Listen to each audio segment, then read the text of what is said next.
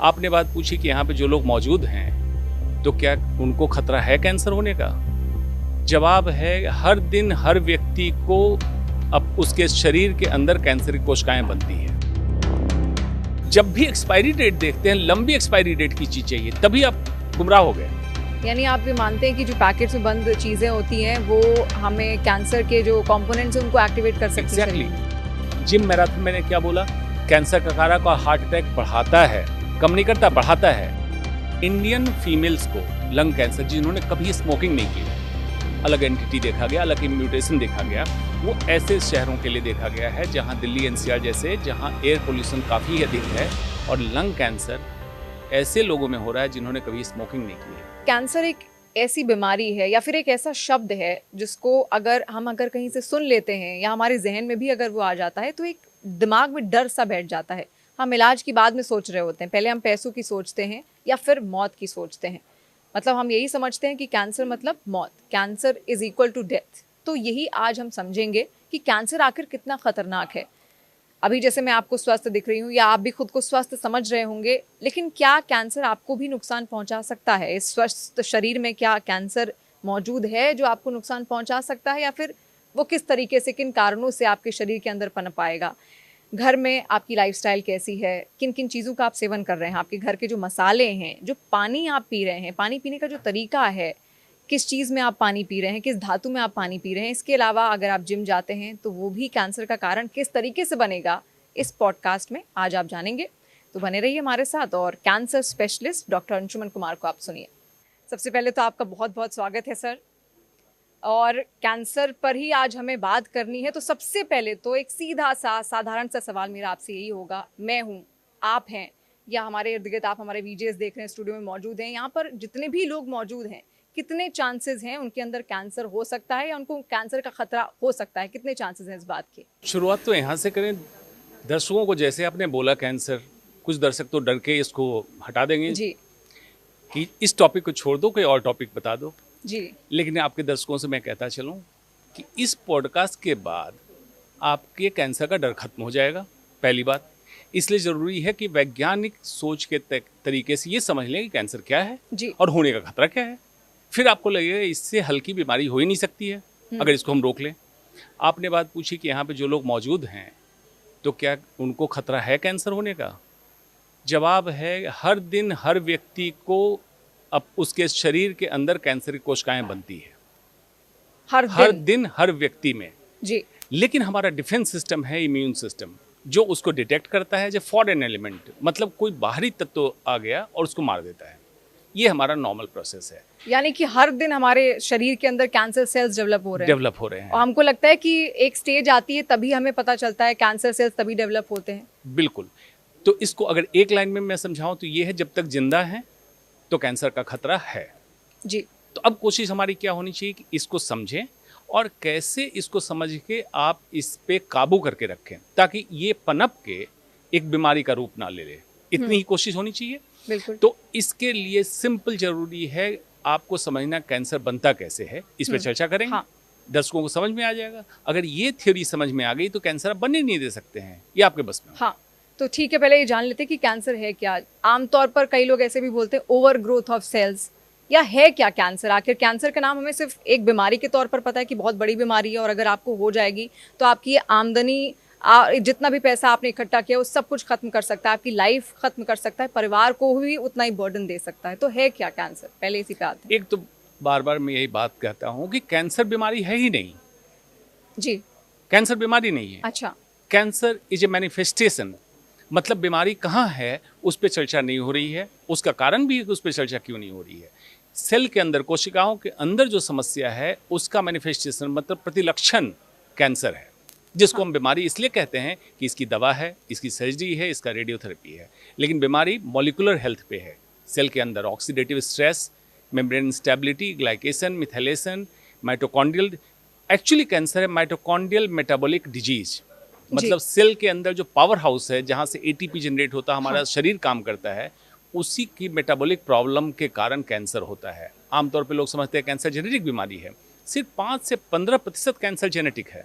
बाकी कैंसर सिर्फ आपके जीवन शैली में बदलाव और मेटाबॉलिज्म की प्रॉब्लम के कारण कैंसर पनपने लगता है। अच्छा। और जब ये बेतरतीब हो जाए तो पहले परिभाषा शुरू करते हैं कि कैंसर क्या है। जी। Abnormal purposeless growth of our own body cell with the potential to migrate from one organ to another is cancer. मतलब उद्देश्य विहीन बेतरतीब शरीर की अपनी कोशिकाओं का निरंतर वृद्धि होना और एक अंग से दूसरी अंगों में प्रत्यारोपण हो जाना, यही कैंसर है। आम भाषा में दिल्ली की आबादी मान लीजिए 3 करोड़ है। हम सब लोग मिलजुल के रह रहे हैं, स्टेट का ऑर्डर लॉज फॉलो करते हैं, हम नॉर्मल कोशिकाएं हैं। 30 ट्रिलियन बॉडी के अंदर सेल्स हैं, हमारा ह्यूमन बॉडी नॉर्मल चल रहा है। इसमें से कुछ लोग हमारे बीच के नागरिक आतंकवादी बन जाए, अपने लोगों को मारने लगे, एक अंग से दूसरे अंग में, एक स्टेट से दूसरे स्टेट जाएं, एक कंट्री से दूसरे कंट्री जाएं, ये कैंसर है। यानी जो मतलब आतंकवादी इंडिपेंडेंट, हाँ, इंडिपेंडेंट उनका लॉ एंड ऑर्डर हो जाए, हमारे बॉडी के लॉ एंड ऑर्डर को ना माने और अपने ही शरीर को डैमेज करें, यही कैंसर है। लेकिन अब ये समझना होगा कि आतंकवादी बने क्यों। सही बात, बिल्कुल। आपने अगर निरंतर प्रताड़ना अपने शरीर के किसी भी अंग की तो ये एक समय के बाद आपके डिफेंस सिस्टम को, मतलब पुलिस सिस्टम जो बॉडी के अंदर चल रहा है, उसको चकमा दे के और ये आतंकवादी बन के बंदूक लेके निकल गए, आपके शरीर में घूमने लगे। आपको लगा कि ऐसा तो मैंने कुछ किया नहीं, लेकिन जब अपने लाइफ को डिकोड करेंगे तब आपको समझ में आएगा कि आपने क्या क्या गलतियां की, जो आज पॉडकास्ट में हम चर्चा करेंगे। उन गलतियों की जो छुपी हुई गलतियां हैं, और इंसान को सिर्फ पता है कि तंबाकू शराब इनसे कैंसर होता है, लेकिन वो उन गलतियों की कोई चर्चा नहीं कर रहा है जो रोजमर्रा की जिंदगी में सुबह से लेकर रात तक आप करते हैं। प्रताड़ना शब्द का आपने इस्तेमाल किया डॉक्टर अंशुमन, किस तरीके की प्रताड़ना की आप बात करें? मतलब हम अपने शरीर को कैसी क्या प्रताड़ना दे रहे हैं? वैसे तो हमें लगता है कि हमने सब कुछ ठीक ही किया अपने शरीर के हिसाब से। और अनभिज्ञता, प्रताड़ना इसके कारण हो रही है। लेकिन कोशिकाओं को अगर कष्ट हुआ तो कोशिकाएं प्रताड़ित मानी जाएगी। तो अज्ञानता ये है कि हम ये समझते हैं, सो कॉल्ड आजकल बहुत सारी चीज़ें ट्रेंडिंग चल रही है, ब्रांडेड खाना, ऑर्गेनिक सो कॉल्ड या नेचुरल तरीके की चीज़ों को जब आप इस तरह की चीज़ें कहते हैं तब आप समझ लीजिए किसी न किसी बाजारवाद में आप उलझ गए हैं। प्रताड़ना उसको कहते हैं कि हमारी नीड क्या है। हमारी नीड है प्राकृतिक और नेचुरल एज इट इज। जैसे स्वास्थ्य की परिभाषा क्या है, स्व स्थिति इति स्वास्थ्य। जैसे हम आज हैं बिना बीमारी के, अगर ऐसे ही रहें तो स्वास्थ्य है। हेल्थ इज नॉट मेरे absence of disease, physical mental and social wellbeing is health. और आयुर्वेद क्या कहता है, सम दोष समग्निश्च सम धातु बलः क्रिया प्रसन्नात्मेन्द्रिय मनः स्वस्थिति अविधीयते। सभी चीज़ों का सम अवस्था में रह जाना ही स्वास्थ्य है। लेकिन सम अवस्था में आप रहने देते हैं। उदाहरण के तौर पे मानसिक तनाव, स्ट्रेस। आज मेंटल हेल्थ इतना बड़ा इशू है, चर्चा नहीं होती इस पर। बहुत बड़ा इशू है। आप पूरे टाइम या तो अतीत या भविष्य में उलझे हैं, वर्तमान में जी नहीं रहे हैं। ये बहुत बड़ी प्रताड़ना है, जिसके कारण reactive oxygen species ROS generate होता है। आपका DNA डैमेज होगा। बार बार DNA डैमेज को बॉडी रिपेयर कर रही है। एक समय ऐसा आएगा बॉडी ने छोड़ दिया, ये डैमेज DNA कैंसर सेल का रूप लिया और ग्रो करने लगा। जब 10⁹ सेल्स एक जगह तैयार हो गया, उसको हमने 1 सेंटीमीटर का ट्यूमर नाम दे दिया। और अगर उसमें माइग्रेट करने की क्षमता आ गई तो हमने कैंसर नाम दे दिया। बस इतना ही है। तो इस तरह से आप देखेंगे तो क्या आप खाते हैं, सांस क्या लेते हैं, इस तरह से चारों तरफ कार्सिनोजेन मतलब कैंसर कराने का तत्व उपलब्ध है। आपको सिर्फ समझना इतना है कि कैंसर कराने का तत्व भी आपके वातावरण में है और आपको कैंसर से बचाने का तत्व भी वातावरण में मिलेगा। आपको अपने वातावरण को समझना है, अपने शरीर को समझना है, जीवन को समझना है और उसके साथ तालमेल बिठाना है। इतना ही करना है, आप बचेंगे। डॉक्टर अंशुमन, तो फिर शरीर को समझें कैसे? मतलब हम जो भी सेवन कर रहे हैं, कुछ भी खा रहे हैं, पी रहे हैं, तो हमें तो लगता है वो हमारे शरीर के हिसाब से सही है, लेकिन कैसे पता चलेगा कि वो अंदर जाकर उन तत्वों को एक्टिवेट कर दे रहा है या उन कैंसर सेल्स को एक्टिवेट कर दे रहा है? देखिए, इसके लिए तो सच में ज़रूरी है कि हर व्यक्ति को 10th या 12th स्टैंडर्ड तक बेसिक साइंस की पढ़ाई होनी चाहिए। बेसिक साइंस में केमिस्ट्री, फिजिक्स, बायोलॉजी की पढ़ाई सबको करनी चाहिए। इससे काम नहीं चलेगा कि अर्ली एज में आप आर्ट्स, साइंस, कॉमर्स टाइप का डिवीजन करते हैं। इससे क्या होगा, लोग साइंटिफिक टेम्पर रखेंगे। हमारा संविधान भी आर्टिकल 51A सेक्शन H कहता है citizen of India should have scientific temper. तो साइंटिफिक टेम्पर अगर हम रखें तो इसको समझ सकते हैं। शुरुआत यहाँ से करें, जिंदगी क्या है। एक बड़े उस्ताद का लिखा हुआ है, जिंदगी क्या है जिंदगी क्या है अनासर में ज़हूर तरतीब, मौत क्या है इन्हीं अज्जा का परेशान होना। What is life? Gathering all the components together, that may be आपने पढ़ाई की, सोशल गैदरिंग हुई, रिश्तेदारी हुई, आपने कुछ पल बिताए, फाइनेंस जमा हुआ, इस सब चीज़ों का इकट्ठा होते जाना लाइफ है। हाँ, मौत क्या है? इन्हीं अज्जा का परेशान होना। ये जो चीज़ें जमा की, हाँ, ये बिखरने लगे, जैसे social death, financial death, friend चले जाएं, परिवार में कोई क्षति हो जाए, या आपका फिजिकल डेथ, मेंटल डेथ, ये आपका हुआ। तो डेथ कई किस्म से हो सकता है। मौत क्या है? इन्हीं अज्जा का परेशान होना। कैंसर या बीमारी भी यही है, जो स्वास्थ्य में गड़बड़ी होने लगे, अज्जा परेशान होने जी। लगे, तो केमिस्ट्री, बॉडी की केमिस्ट्री, रासायनिक जो संरचना है गड़बड़ होने लगे, बीमार होंगे। हाँ। वो बीमारी रास्ते में आपको कई मिलेगी। हाइपरटेंशन मतलब ब्लड प्रेशर की बीमारी, डायबिटीज, शुगर की बीमारी, polycystic ovarian disease, dementia, Alzheimer disease कहते हैं, हाँ, अटेंशन डेफिसिट डिसऑर्डर बच्चों में हो रहा है, और emperor of all the melody, सारी बीमारियों का महासम्राट कैंसर, सब उसी रास्ते में कैंसर आखिरी मंजिल है। तो अगर आप समझेंगे तो सारी बीमारियों से बचते हुए कैंसर से भी बच सकते हैं। सिर्फ जरूरत है आप अपने शरीर की संरचना, शरीर कैसे काम करता है, ज़रूरत कितनी है हमारे शरीर को किस चीज़ की, अगर इसको समझें तो मैं सारांश में समझाता हूँ क्या है। जी। इंसान की ज़रूरतें कितनी हैं? मन की शांति, सुपाच्य भोजन और चैन की नींद। बाकी की मेहनत और मुशक्कत दिखावे के सामर्थ्य इकट्ठा करने में जाया करते हैं। हाँ, ज़रूरतें बहुत कम हैं, ज़िंदगी बहुत सीमित। अगर इस फिलॉसफी पे चलेंगे तो आप बैक टू बेसिक्स आ जाएंगे। मिनिमलिज्म, ज़रूरतें अपनी कम कर लेंगे, और हर चीज़ में हर निवाला उठाने से पहले सोचेंगे कि इधर आई एम फीडिंग डिजीज और फाइटिंग अगेंस्ट इट। जब भी अभी पॉडकास्ट देखते हुए जो दर्शक एक बिस्किट उठाए होंगे, हाँ, और पेपर कप में चाय उठाए हुए होंगे, उसमें माइक्रो प्लास्टिक्स ले रहे हैं, कई प्रिजर्वेटिव ले रहे हैं, हाँ, शुगर बेतरतीब बेवजह ले रहे हैं, जो इंसुलिन स्पाइक करेगा, और यही बार बार आप करेंगे, कैंसर होगा। एक उदाहरण दे दिया। हाँ, अब इस तरह से जब आसपास देखेंगे तो आपको लगेगा कि मेरी ज़रूरतें तो बहुत कम है। हाँ, खाना हमें जिंदा रहने के लिए खाना है, हाँ। न कि जिंदा खाने के लिए जिंदा नहीं और रहना अब है। हर इंसान अगर कोई खाता है पेट के लिए कम, जीभ के लिए ज्यादा जीभ खा के रहा लिए होता ज़्यादा है। खा रहा। बिल्कुल। डॉक्टर अंशुमन, अभी तक आपने बताया कैंसर होता क्या है, तो आपको क्या लगता है कि भारत में लोगों को अवेयरनेस कम है, पता ही नहीं है कि आखिर कैंसर होता किस वजह से, किन कारणों से, बहुत कम ज्ञान है लोगों को कैंसर के बारे में, ऐसा क्यों?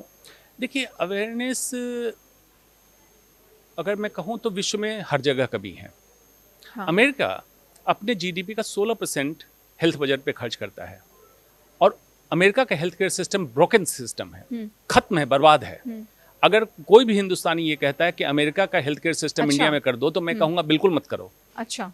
ब्रोकन सिस्टम है। हाँ, प्रिवेंशन पे उनके यहाँ बात नहीं हो रही थी। अब जाके क्लिवेंट क्लिनिक ने वेलनेस सेंटर खोला है, हाँ, जिस पे अच्छी बात है, इंडिया में भी होना चाहिए wellness and longevity centre. India में भी अवेयरनेस की कमी है, जागरूकता कमी इसलिए है कि इसमें बाजारवाद नहीं है। अगर आप जागरूक कर देंगे, बीमारी कम होगी, तो अस्पताल नहीं चलेगा, हाँ, दवाइयाँ की कंपनी नहीं चलेगी, हाँ, मुनाफाखोरी बंद होगी। हाँ, कौन ऐसा चाहेगा? कोई भी। लेकिन अगर जागरूक करेंगे तो देखिए कितनी लाइफ्स बचेंगी, कितनी जिंदगियां बचेंगी, कितने रोजगार बचेंगे, कंट्री का कितना रेवेन्यू बचेगा। अल्टीमेटली हम विकास करने में उस रेवेन्यू का इस्तेमाल कर सकते हैं। हाँ, तो बीमार करके आप पैसे कमाना चाहते हैं, स्वस्थ रखें, विकास उसको कहेंगे। Unplanned urbanization is not development. हाँ। विकास नहीं है, विनाश है। हाँ, तो हम विकास की बात करें, विनाश की बात ना करें। तो हमारी जरूरत क्या होनी चाहिए? जागरूकता, और जागरूकता हर पहलू पे होनी चाहिए।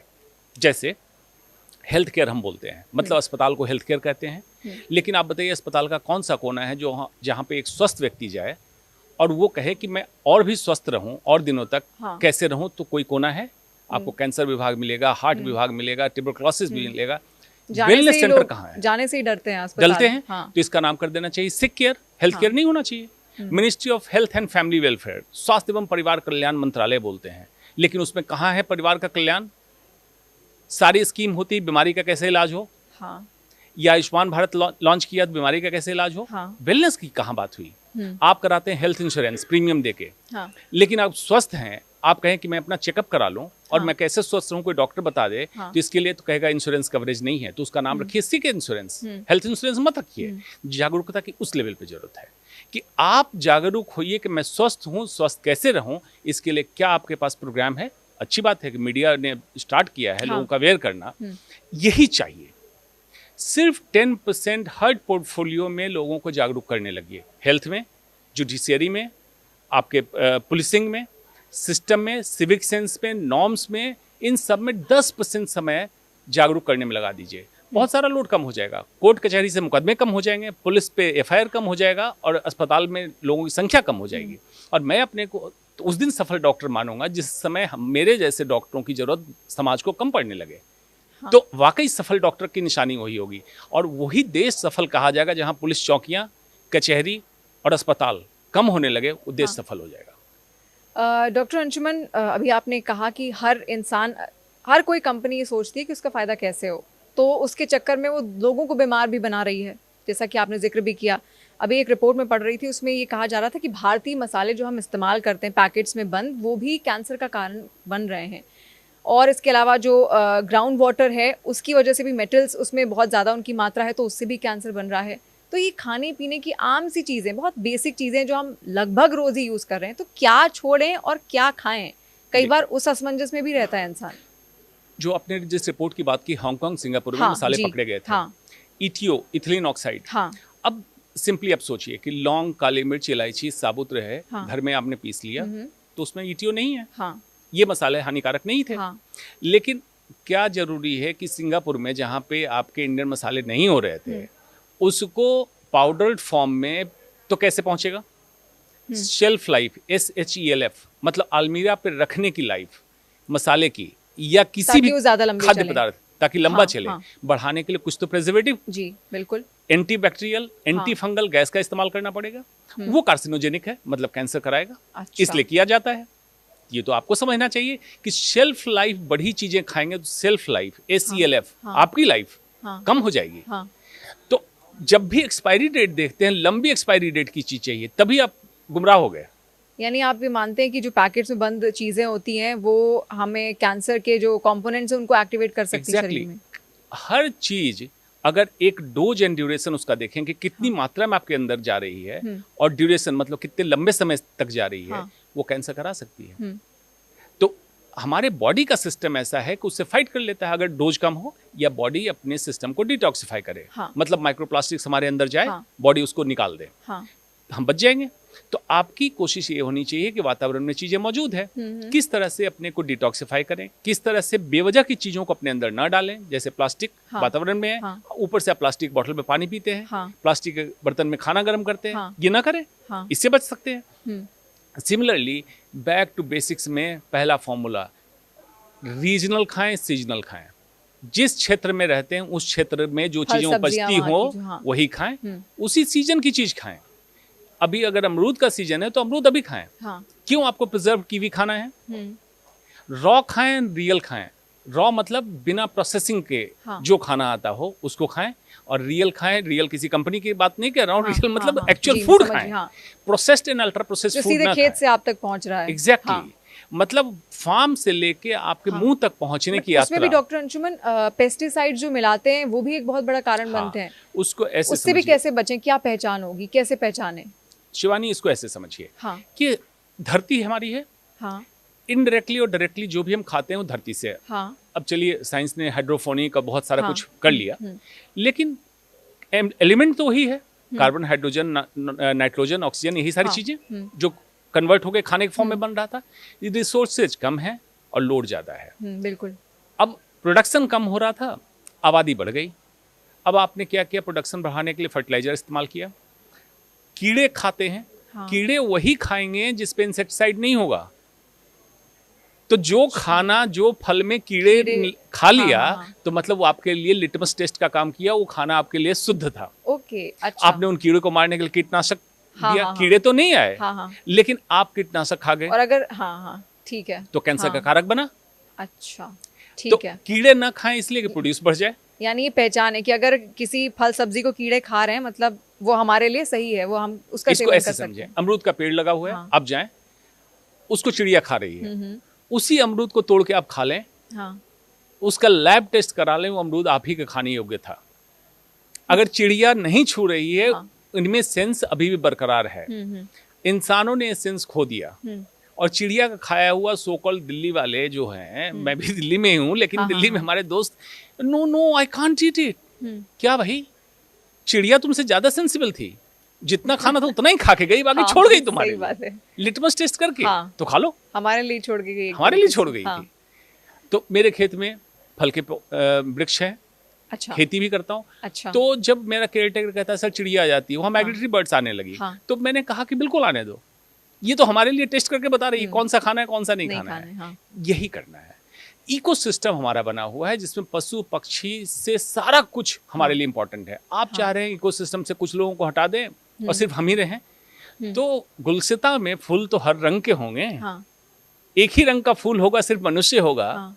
तो फिर लड़ाई तो होगी। ये तो है। और लड़ाई कैंसर के रूप में प्रतिरक्षित होगी। हाँ। आपने खाने का तो जिक्र कर दिया, अभी पानी रह गया है। मैंने आपसे इससे पहले पूछा भी पानी ग्राउंड आपने वाटर। पूछा। अच्छा, पानी को लेकर अब जैसे कोई भी हम आमतौर पर बॉटल से ही ज्यादा पीते हैं, उसको लेकर भी स्टडीज आ रही, प्लास्टिक होता है उसमें, माइक्रो प्लास्टिक्स होते हैं, आपने जिक्र भी किया नहीं पी सकते। तो अब नल से तो डायरेक्ट आप पानी नहीं पी सकते, आप यूज करोगे आरओ। तो आरओ का पानी कितना सुरक्षित है हमारे लिए, या फिर और क्या तरीका है कि हम वैसा जैसे ओरिजिनल वाटर जैसे ग्राउंड वाटर से आ रहा है हम सीधे उसको पी लें, उसका सेवन कैसे कर सकते हैं, पानी गर्म करके, या फिर क्या तरीके हैं? बिल्कुल ठीक है। देखिए दिल्ली रहने वालों के लिए, दिल्ली एनसीआर वालों के बहुत लिए ही ज्यादा दिक्कत है। अंडरग्राउंड वाटर नहीं पी सकते, सच है। अगर कायदे की बात पूछिए तो जहाँ पीने योग्य पानी ना हो और रहने योग्य हवा ना हो, वो रहने की जगह नहीं है, जिसको हैबिटेबल या लिवेबल कहते हैं। हाँ। आपको बताऊं कि मैं पानी वही पी रहा हूँ जो मेरे खेत में समरसेबल लगा हो, वहीं से पानी में लेके आता हूँ। अच्छा, मैं वही पानी पीता हूँ, अंडरग्राउंड वाटर। मैं आरओ का पानी नहीं पीता हूँ। अच्छा। कोई चाहे तो आके देख सकता हाँ, है हाँ। कि वाकई में वो पानी पीता हूँ ही नहीं पीता हूँ, देख सकता है। अब चलिए, अब इस अंडरग्राउंड वाटर को नहीं पी सकते हैं, नहीं पी क्यों? सकते। लोड बहुत ज्यादा, हाँ। और सारे केमिकल फैक्ट्री अंडरग्राउंड बोरिंग करके उस वेस्ट प्रोडक्ट को डालते हैं, जिसके कारण पानी के में कैल्शियम की मात्रा, आर्सेनिक की मात्रा बढ़ी हुई है। पानी में पीपीएम 1300 पीपीएम तक पहुंच चुका। अब आपने आरओ लगा लिया, आरओ में उससे इलेक्ट्रोलाइट्स आपने निकाल दिया। हाँ। तो आरओ तो लगाना पड़ेगा, दिल्ली में रह रहे हैं, आपकी मजबूरी है। हाँ। लेकिन आरओ लगा के या तो एडेड मिनरल्स रखें, या पीपीएम 150 to 300 के बीच में आपका होना चाहिए। Heavy elements, heavy metals filter आपका आरओ लगा हो, ताकि आर्सेनिक, कैडमियम, मरकरी, लेड जैसी चीजें नहीं आए। ये कैंसर फॉर्मिंग है, ये करना पड़ेगा। हाँ। जो आपने बात पूछी प्लास्टिक की बोतल, हाँ। उसमें micro plastic and nano plastics plastic की बोतल में है। हाँ। स्पेशली जब प्लास्टिक गर्म धूप में रहे, गाड़ी में आपने पानी पिया, बोतल रख दी गाड़ी में, हाँ। उसमें माइक्रो प्लास्टिक की लीचिंग होगी। हाँ। उसमें bisphenol A, BSA and phthalates, PTHALATES, phthalates की मात्रा ज्यादा होगी। ये कैंसर का कारक, महिलाओं में थायराइड की समस्या, और पुरुषों में बांझपन, मतलब एजियोस्पर्मिया, स्पर्म काउंट कम होना, इसके कारण देखिए इनफर्टिलिटी सेंटर बढ़े, थायराइड की समस्या बढ़ी और कैंसर की समस्या बढ़ी। तो प्लास्टिक की बोतल का आप इस्तेमाल ना करें। अब आप सोच रहे होंगे, इस पे चलते चलते चलिए एक बात बताता चलता हूँ। मैं जहाँ पैदा हुआ, परवरिश हुई, गंगा के तट पे, बगल में गौशाला था, एक साइड फुलवाड़ी थी, बागीचा था।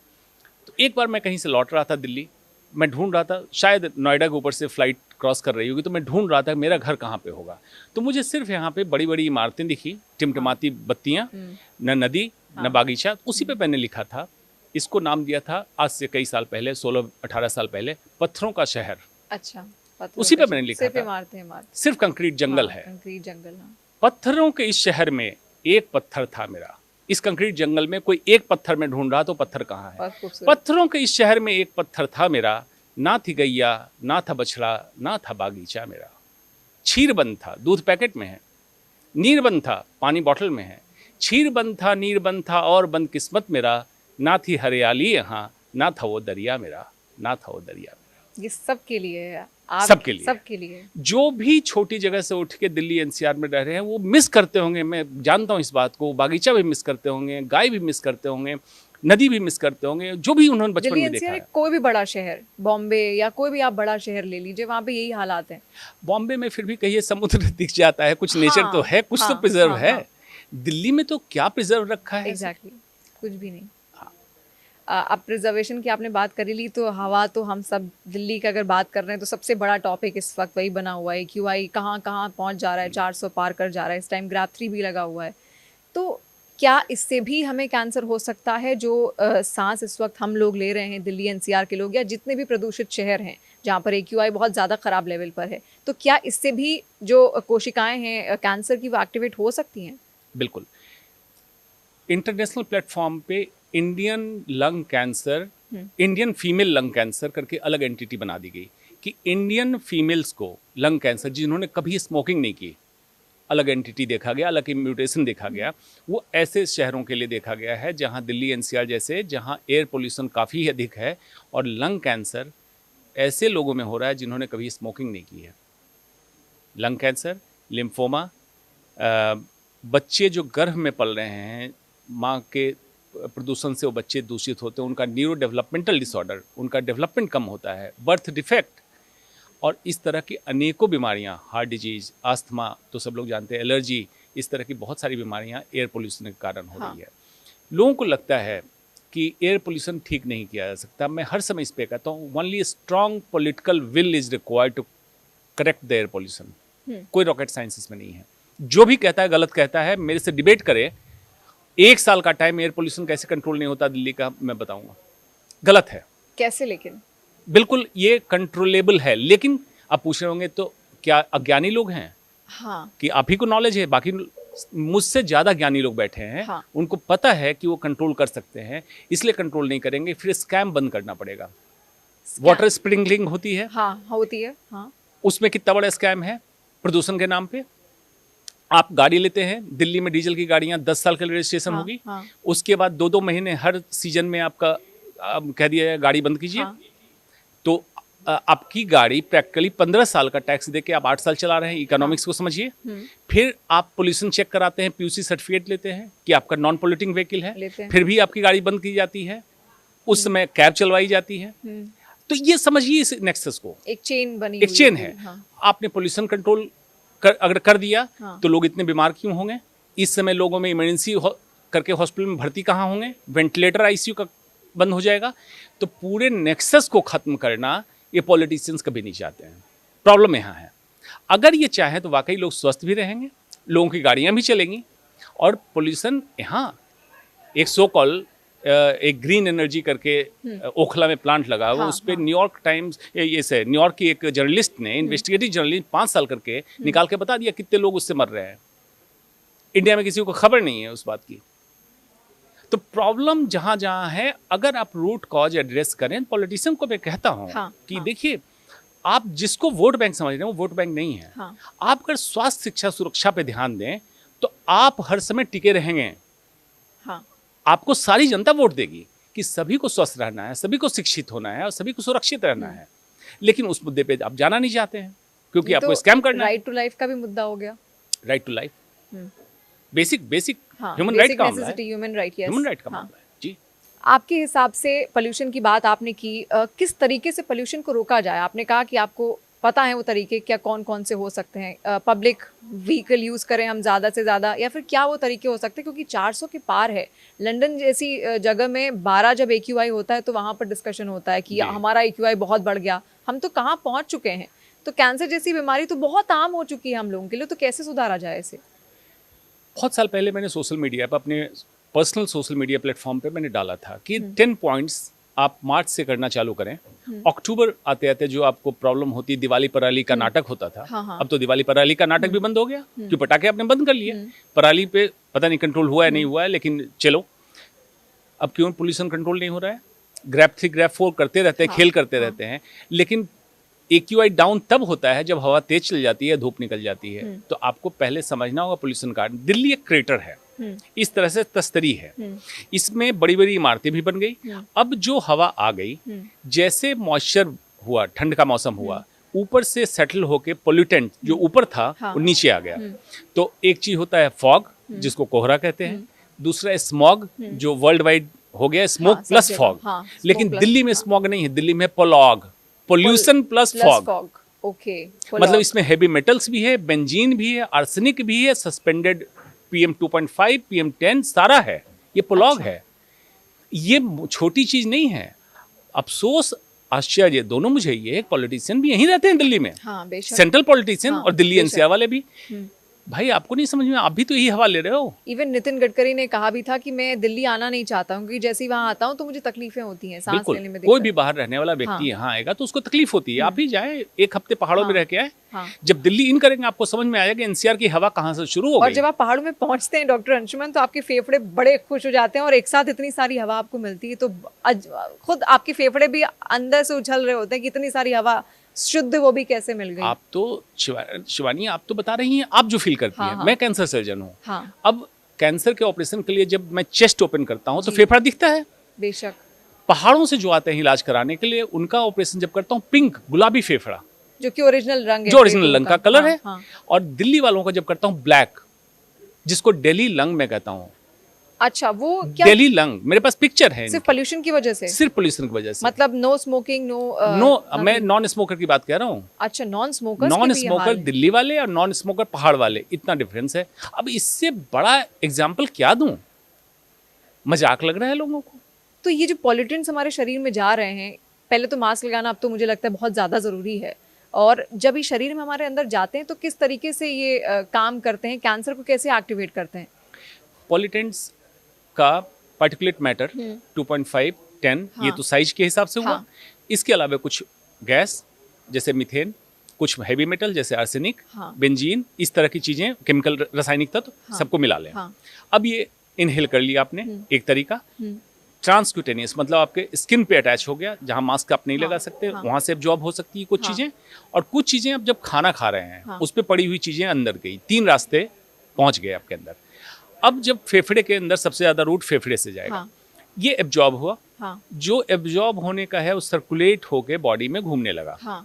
अगर लंग्स में डैमेज किया तो आस्थमा या लंग को कमजोर करना, जिसको सीओपीडी और इस तरह की बीमारियों का नाम देते हैं, एलर्जी। इसके बाद हार्ट में गया, हार्ट अटैक की संभावना बढ़ाई। ब्रेन में गया, स्ट्रोक। शरीर के अलग अलग अंग में गया, वहाँ पे डैमेज किया, बार बार डैमेज किया, कैंसर। गर्भवती महिलाओं के पेट से बच्चे के पास पहुंचा, उसका ब्रेन डेवलपमेंट, WHO की रिपोर्ट आई उस पर। उसके बाद बच्चे में बर्थ डिफेक्ट। इस तरह से करते करते पॉल्यूटेंट्स जो दिल्ली का है उसको आप कहिए 4 चीजें कराता है। कार्सिनोजेन मतलब कैंसर कराता है। म्यूटाजेन मतलब बच्चों में परमानेंट DNA बदल देता है, म्यूटाजेनेसिस। ओबिसोजेन, दिल्ली वालों को सुनिएगा कहते हुए कि मैं तो 2 रोटी खाता हूँ, 1 रोटी खाता हूँ, लेकिन मोटे हो रहे हैं। ओबिसोजेन, ओबेसिटी कराने का तत्व इस प्रदूषण में है, इसलिए ओबिसोजेन कहता है। एंड डायबिटोजेन, डायबिटीज कराता है प्रदूषण, मतलब आपके पैंक्रियाज के बीटा सेल जहां से इंसुलिन निकल रहा था उसको डैमेज करता है। आप सोचिए कि कितनी बीमारियां चाहिए, एक पोल्यूशन इतनी बीमारियां करा रहा है। आप इसको अगर लोड करें तो कंट्री पे कितनी बीमारियों का लोड कम होगा। लेकिन हाँ, कुछ अस्पताल की कमाई कम हो जाएगी, ये सच है। बिल्कुल सही बात है। अब कई जगह पे दिल्ली में भी कैफ़ेज़ खोल दिए गए हैं ऑक्सीजन के लिए डॉक्टर अंशुमन, तो आपको क्या लगता है, आपने बताया क्या नुकसान हमारे शरीर को दे रहा है, ना केवल कैंसर दे रहा है, डायबिटीज़, ओबेसिटी, दुनिया भर की बीमारियां दे रहा है, तो बचें कैसे ऐसे, क्योंकि रहना तो मजबूरी है शहर में। देखिए, ये फिर बाजारवाद हो रहा है। ऑक्सीजन का जो बूथ खुला है, और एक कंट्री का नाम नहीं बोलूंगा, उस कंट्री के लोग आए थे रिसर्च करने, मुझसे मिले भी। वो ऑक्सीजन बॉटल इंडिया में लॉन्च करना चाह रहे हैं। जब बच्चे स्कूल जाते हैं तो आज आप पानी की बोतल लेके भेजते हैं, क्योंकि पानी तो अब छीन लिया गया आपसे, आप कहीं पानी पी नहीं सकते। मैं जब स्कूल में था तो कहीं पानी पीता था। पानी की बोतल लेके भेजते, अब ऑक्सीजन की बोतल लेके भेजें, आप इसकी तैयारी करें। ये तैयारी चल रही, इंटरनेशनल मार्केट इंडिया में सर्वे करके गया है कि 1 लीटर लॉन्च करें या 2 लीटर के। अब बताइए, ऑक्सीजन की कमी हुई? ऑक्सीजन की कमी नहीं है। आज भी वातावरण में 21% ऑक्सीजन है, मेजॉरिटी नाइट्रोजन है, और जो रिमेनिंग गैसेस थे, रिमेनिंग गैसेस को रिप्लेस करके आपके यहाँ पॉल्यूटेंट्स आ गए। तो पॉल्यूटेंट्स हुए, पॉल्यूटेंट्स कम करना था ना कि ऑक्सीजन कम। लेकिन अब बताइए कि ऑक्सीजन की जरूरत होगी इसलिए रही है कि फेफड़ा आपका डैमेज हो गया। अवेलेबल ऑक्सीजन को हम जब सांस में लेते थे तो शरीर को मिल जाना चाहिए, नहीं मिल रहा है, तो आपको कॉन्सेंट्रेटेड ऑक्सीजन लेना पड़ रहा है। ये बेसिकली पैरालाइज कर रहे हैं आप। इंसान चलेगा ऑक्सीजन बूथ पे रुक के, यानी उससे भी नुकसान हो सकता है शरीर को। बिल्कुल। बनी हुई हवा अगर हम लेंगे, बना हुआ ऑक्सीजन बॉटल्स में बंद, आपका फेफड़ा तो डैमेज हो रहा है। और ऊपर से सप्लीमेंट फॉर्म में ऑक्सीजन ले रहे हैं। आपको काम उस पे करना है कि ये फेफड़ा फर्दर डैमेज ना हो, आने वाली पीढ़ी का फेफड़ा डैमेज ना हो। हमें काम उस पे करना है। अब जिनका डैमेज हो गया, ऑब्वियसली उनको ऑक्सीजन चाहिए होगा। लेकिन अब बाकी लोगों का डैमेज ना हो, हमें काम उस पर करना चाहिए। तो oxygen booth is a temporary arrangement, not the permanent solution. हमें परमानेंट सॉल्यूशन पे काम करना चाहिए। ठीक है डॉक्टर अंशुमन, कोई भी हेल्दी शरीर आजकल हम देखते हैं, जिम जाते हैं लोग, एक्सरसाइज करते हैं, घर पे योगा करते हैं, और उसके बाद पता चलता है वो कैंसर का शिकार हुए हैं। ऐसे बहुत सारे हमने सेलिब्रिटीज़ भी देखे, हिना खान देखी, जबकि उनके जिम और उसके सेशंस जो भी हैं इंस्टाग्राम पे वो डालती रहती थी, तो बहुत शॉकिंग खबर थी कि कैसे, मतलब जो जिम कर रहा है उसको तो स्वस्थ और तंदुरुस्ती समझा जाएगा इंसान को, तो ऐसे हेल्दी लोगों के अंदर भी कैसे कैंसर आ रहा है और डिटेक्ट क्यों नहीं हो पाता आसानी से? तो 3 चीज़ें क्लियर करें। एक तो जिनको सेलिब्रिटी हम लोग मानते हैं वो सेलिब्रिटी नहीं है। उसका कारण क्या है? सेलिब्रिटी रोल मॉडल ये होना चाहिए जो किसी न किसी चीज़ों को ऐसा करके दिखाए कि दूसरे लोग करें और उनको फ़ायदा हो। हाँ। अब इंटरटेनमेंट वर्ल्ड हमारे लिए सेलिब्रिटी कैसे हो सकता है, अब इसको समझने की जरूरत है। जिम करना क्या, एक बहुत सारी एक्सरसाइजेज की स्टडी की गई न्यूयॉर्क में, देखा गया जिम, मैराथन, इस तरह की चीज़ें 9th and 10th नंबर पे है, मतलब वर्स्ट काइंड ऑफ एक्सरसाइज है। अच्छा। योगा, स्विमिंग, साइकिलिंग, ये सब टॉप पे है। अच्छा। अब इसको समझिए कैसे, एक एक करते हैं। क्यों मैं कहता हूँ सेलिब्रिटी नहीं है? इनकी नाइट लाइफ, रात में इनकी शूटिंग होती है, पूरी रात जगते हैं। सर्कैडियन रिदम एबनॉर्मल, इस पे नर्सेज स्टडी यूके की है कि जो रात में जगते हैं दिन में सोते हैं उनमें ब्रेस्ट कैंसर का इंसिडेंस ज़्यादा है। अच्छा। हिना खान की आपने चर्चा की, ब्रेस्ट कैंसर था। हाँ, ब्रेस्ट कैंसर था। इस पे नर्सेज स्टडी है ऑलरेडी कि जिनका एबनॉर्मल बायोलॉजिकल क्लॉक हो, रात में हमें सोना चाहिए और जगे रहें, उनको ब्रेस्ट कैंसर का। फीमेल्स के भी बहुत अवेयरनेस वाली चीज़ है कि अवेयरनेस के लिए, हाँ, रात में जग, कई बार फीमेल्स नाइट शिफ्ट भी करती हैं। नाइट शिफ्ट करती हैं, लेकिन उन ऐसी फीमेल अब नाइट शिफ्ट कर रही हैं, लेकिन आपको चाहिए कॉम्पनसेटरी कि अगर मान लीजिए कि इस महीने नाइट शिफ्ट कर रहे हैं तो अगले महीने कम करें। मतलब आपको बैलेंस करना पड़ेगा। अब आज भौतिकवादी युग में कुछ करना पड़ेगा, लेकिन आपको बैलेंस कर, ये नहीं कि पूरी लाइफ आप नाइट शिफ्ट करें, ये ठीक नहीं है। दूसरा, नाइट शिफ्ट जब करते हैं, खाना कहाँ खाते हैं, किस समय खाते हैं, सेलिब्रिटी की लाइफ डिकोड कर रहा हूँ। पैक्ड फूड खाते हैं, प्रोसेस्ड फूड खाते हैं, सैंडविच प्लास्टिक में पैक होके आ रहा है, bisphenol phthalates, processed food, high sugar content, abnormal time insulin spike, cortisol, ये सारा कैंसर का कारक। चलिए आगे।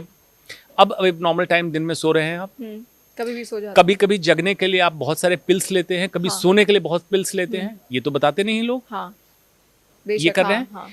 कॉस्मेटिक लाइफ में तो बहुत कॉमन है। सेलिब्रिटी लाइफ में कॉस्मेटिक का इस्तेमाल, बहुत सारे कॉस्मेटिक का इस्तेमाल जिसमें लेड, हेवी मेटल है, जो आपके स्किन से एब्जॉर्ब होके ब्रेस्ट के टिश्यू में जाके कैंसर कराता है। इसकी चर्चा कौन कर रहा है? जो कॉस्मेटिक्स हम यूज करते हैं वो सभी, सारी कॉस्मेटिक में नहीं, कुछ कॉस्मेटिक ऐसे हैं जिसमें हेवी मेटल्स हैं। और कॉस्मेटिक का कितना अधिक इस्तेमाल इनके इसमें किया जाता है, खास करके लाइट अगर चेहरे पे पड़े तो शाइनी ना हो, रिफ्लेक्ट ना हो, बहुत सारी चीजें होती है। तो इसकी चर्चा कोई नहीं करता है। यूएस में एक स्टडी आई थी, टेल्कम पाउडर से ओवेरियन कैंसर हुआ था, उसको सू किया गया उस कंपनी को कि आपने बताया क्यों नहीं। टेल्कम पाउडर जाके डिपॉजिट हुआ, सिलिका से कैंसर हुआ, इसकी स्टडी आई। अच्छा, इसका नहीं हुआ। ब्रेस्ट ऑगमेंटेशन, ब्रेस्ट इम्प्लांट जो कराते हैं उसकी भी स्टडी आई, फ्रेंच कंपनी को सू किया गया, तो कई सेलिब्रिटी ब्रेस्ट इम्प्लांट कराते हैं। अब ये सारी चीजें तो डिस्क्लोज नहीं की जाती है। दूसरा, नशे का लत, सेलिब्रिटी जो सो कॉल्ड सेलिब्रिटी जिनकी बात करें, नशे का लत बहुत होता है इनमें। बहुत सारे चरस, अफीम कुछ लोग लेते हैं, अल्कोहल एक्सेसिव लेते हैं, टोबैको लेते हैं, ये बातें नहीं बताते हैं। सिर्फ जिम करना स्वास्थ्य के लिए उतना लाभदायक नहीं है। अब चलिए मैं दूसरी बात पे आता हूँ। जिम, मैराथन, मैंने क्या बोला, कैंसर का कारक और हार्ट अटैक बढ़ाता है, कम नहीं करता, बढ़ाता है, क्योंकि reactive oxygen species ROS generate होता है और ये आपका ऑक्सीडेटिव स्ट्रेस बॉडी हर समय कैंसर और हार्ट अटैक बढ़ेगा। हाँ, अच्छा, ओके। बॉडी हमारी जो इवोल्यूशन में हुआ, जिम के लिए इवोल्यूशन नहीं हुआ है हमारी बॉडी का, रनिंग के लिए इवॉल्व है हम, स्विमिंग के लिए इवॉल्व है। इमेजिन कीजिए जब हंटेरियन सोसाइटी में हमारे पूर्वज थे तो भाग के दौड़ के शिकार कर रहे थे, एग्रीकरियन सोसाइटी में तो खेती कर रहे थे। तो जो मूवमेंट खेती में, जो मूवमेंट दौड़ने में या स्विमिंग में चल रहा है, ये मूवमेंट एक इंसान का नॉर्मल मूवमेंट है। हम उसके लिए एक्वेंटेड हैं। ये एक्सरसाइज करें। योगा बेस्ट कॉम्बिनेशन है इन एक्सरसाइजेज का, जिसमें फॉर्मूला मैं देता हूँ FARB, flexibility, aerobics, resistance training and balancing, जिसमें चारों चीज़ें मिल जाए, वो योग है।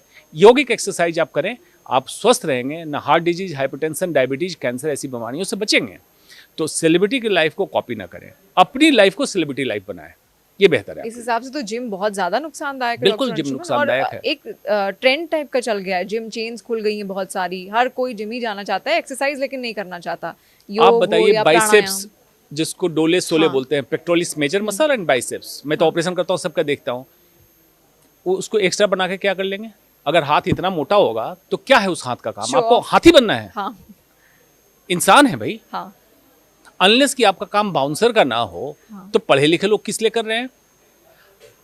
जो बाउंसर बने हुए हैं, जिनके इतने मोटे बाइसेप्स हैं, मैं उनको चैलेंज करता हूं, मैं योग करता हूं, मेरे से हाथ लड़ा है, मैं उनको पटक के दिखाता हूं। योग में ज्यादा पावर है। आप अपने पूरे मयूरासन में पूरी बॉडी को आप हाथ में उठा लेते हैं, हाँ क्या उठा पाएंगे? वो नहीं उठा नहीं। पाएंगे। हाँ तो फ्लेक्सिबिलिटी के साथ आपकी अगर रेजिस्टेंस ट्रेनिंग होगी तो ओल्ड एज में आपके घुटने खराब नहीं होंगे, जॉइंट्स खराब नहीं होंगे, आप ज़्यादा स्वस्थ रहेंगे। और हेल्थ स्पैन, लाइफ स्पैन का कॉन्सेप्ट है कि कितने साल आप जीते, मतलब डेट ऑफ हाँ। बर्थ से लास्ट डेट तक। और हेल्थ स्पैन, उस लाइफ में आपको दवाइयाँ ना खानी पड़ी। Health span and muscle span, कि कब तक आपकी मांसपेशियाँ यंग रहती हैं। मांसपेशियाँ जितनी एज तक यंग रहेगी, आप उतनी एज तक स्वस्थ रहेंगे। अच्छा। हमें ये करना चाहिए ना कि मांसपेशियों को नौकर बना के आप दौड़ाते रहते हैं पूरे टाइम बाइसेप्स और हाँ, पेट्रोलिस जिम के के चक्कर में। हाँ। ये ना करें। जिम का जिक्र हुआ है तो मैं आपसे ये भी पूछूंगी, प्रोटीन बहुत ज़्यादा सेवन करते हैं लोग, बहुत प्रोटीन पाउडर ले रहे हैं, प्रोटीन शेक ले रहे हैं जब उनका मन कर रहा है, और जब जब जिम जाते हैं तो उससे पहले वो एक घूंट या एक ग्लास अपना प्रोटीन शेक ले लेते हैं। क्या उससे भी नुकसान है? उससे भी कैंसर कोशिकाएं एक्टिवेट हो सकती हैं? किडनी डैमेज के बहुत केसेज आ रहे हैं। Excessive protein powder, steroid, thyroxine replacement, thyroid की गोलियां लेते हैं हाँ बॉडी फैट कम करने के लिए, प्रोटीन एंड स्टेरॉयड लेते हैं मसल बल्क बढ़ाने के लिए, किडनी फेलियर लेके आ रहे हैं स्टूडेंट्स। मायोग्लोबिन भी, मसल ज़्यादा बल्क हो गया, इतने मसल की जरूरत नहीं, डैमेज हुआ, मायोग्लोबिन निकलता है, किडनी को डैमेज कर दे रहा है। कोई भी चीज़ साइंस के तहत करें।